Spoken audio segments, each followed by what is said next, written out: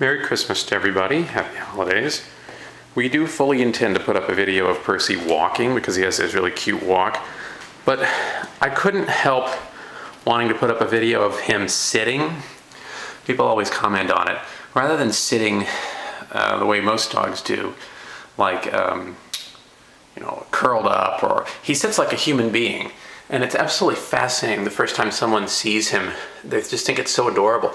Why are you looking at me skeptical like that, Percy? He sits on his butt, kind of, and people think that's adorable because he looks like a little human being. You gonna do anything special for us, Percy, or are you just gonna sit there like a little human being? You look kind of skeptical.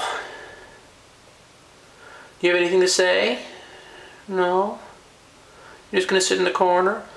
He was by the fire in his bed for about an hour, and the fire's actually pretty hot, so he invariably ends up either sprawled out on the floor or sitting on his butt in the corner. Is that all you have to say to us, Percy? Yes, you like this attention, don't you? It's kind of confusing, isn't it? Okay, well, say goodbye.